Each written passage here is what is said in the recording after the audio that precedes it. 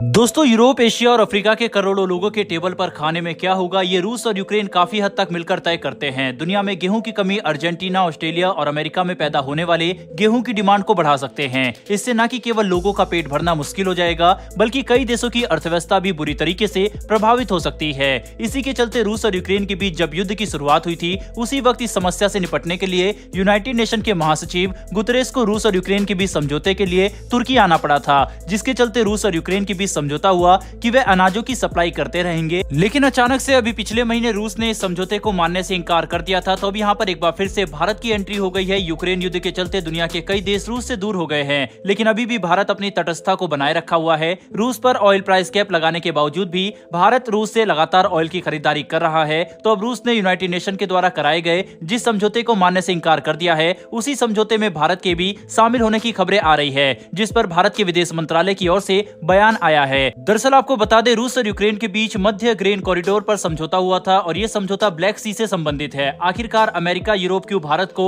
Grain corridor में शामिल करना चाहते हैं, इसे जानने के लिए आपको पहले ग्रेन कॉरिडोर की क्या कहानी है उसे समझना होगा। दरअसल भले ही दुनिया बहुत बड़ी हो, लेकिन पूरी दुनिया को रूस और यूक्रेन मिलकर 1/4 हिस्सा गेहूं की सप्लाई करते हैं। यानी कि पूरी दुनिया के लिए केवल मुट्ठी भर लोग ही ये तय करते हैं कि उनकी टेबल पर खाने में रोटी होगी या फिर चावल। उधर जैसे ही रूस और यूक्रेन के बीच युद्ध की शुरुआत हुई, खाद्य पदार्थों की कीमत आसमान छूने लगी। अब अनाजों की बढ़ती कीमत की समस्या का हल करने के लिए यूनाइटेड नेशन को आना पड़ा। वहीं इसी साल जुलाई के महीने में काला सागर अनाज पहल पर रूस और यूक्रेन ने दस्तखत किया। आपको बता दें, काला सागर के बॉर्डर को रूस और यूक्रेन दोनों मिलकर संयुक्त रूप से साझा करते हैं। इसी काला सागर के जरिए रूस और यूक्रेन दोनों अपने सामानों का आयात और निर्यात करते हैं। दोस्तों, काला सागर से होकर मरमरा सागर में होते हुए भूमध्य सागर में सामानों को लेकर ट्रांसपोर्टेशन शिप आगे बढ़ती है। रूस और यूक्रेन के बीच एक महत्वपूर्ण स्थान क्रीमिया शहर भी है, जो काला सागर से जुड़ा हुआ है, जिस पर अब रूस ने कब्जा कर रखा है। वहीं ऐसे में यूक्रेन से जा रही किसी भी शिप पर रूस हमला कर सकता है। इसी समस्या से यूक्रेन को बचाने के लिए रूस के साथ मिलकर यूनाइटेड नेशन ने अनाज गलियारे का समझौता किया था। इस समझौते का प्रमुख उद्देश्य यूक्रेन के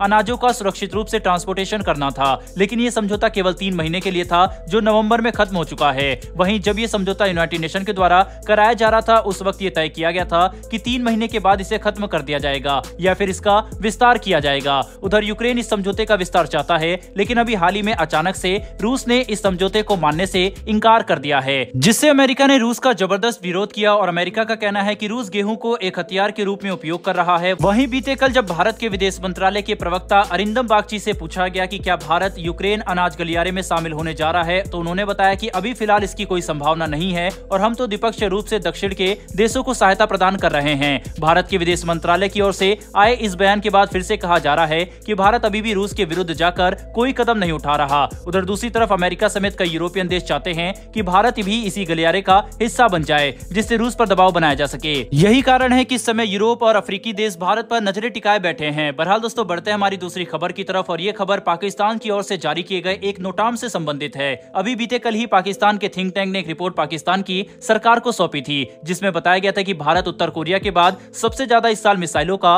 परीक्षण किया है। तो वहीं अब पाकिस्तान भी पीछे नहीं रहना चाहता। पाकिस्तान भी अपनी मिसाइलों के जरिए भारत पर अपने डर को कायम करने के लिए 5 और 6 जनवरी के बीच एक नोटाम जारी किया है। उधर पाकिस्तान की ओर से जारी किया गया ये नोटाम 1650 किलोमीटर के एरिया में जारी किया गया है। वहीं खबरों के मुताबिक ये test surface to surface ballistic missile का होने वाला है, जो कि न्यूक्लियर कैपेबल मिसाइल होगी। उधर पाकिस्तान की सरकारी बैंक लगातार इंतजार कर रहा है, चिंता जाहिर कर रहा है कि पाकिस्तान के पास इस वक्त विदेशी मुद्रा भंडार खत्म हो रहा है, लेकिन पाकिस्तान हथियारों के नए नए परीक्षण करने में जुटा हुआ है। वहीं पाकिस्तानी स्टेट बैंक का कहना है कि पाकिस्तान लगातार भुखमरी की ओर बढ़ रहा है। खबरों के मुताबिक पाकिस्तान के पास अब केवल 6 अरब डॉलर ही बचा हुआ है, जिससे पाकिस्तान कुछ ही हफ्तों तक ही दूसरे देशों से सामानों का इंपोर्ट कर सकता है। वहीं IMF से भी पाकिस्तान कर्ज के रूप में पैसे मांग रहा है, लेकिन IMF भी पाकिस्तान के लिए नियमों को जटिल करता जा रहा है। बहरहाल दोस्तों, इस वीडियो में इतना ही। इन दोनों ही विषय पर आपकी क्या राय है, कमेंट बॉक्स में लिखकर जरूर बताइएगा। साथ ही अगर आपको ये इन्फॉर्मेशन और वीडियो पसंद आई हो, तो वीडियो को लाइक करके हमारी आने वाली डेली ऐसी वीडियो के लिए चैनल को सब्सक्राइब कर बेल नोटिफिकेशन अवश्य दबा लें।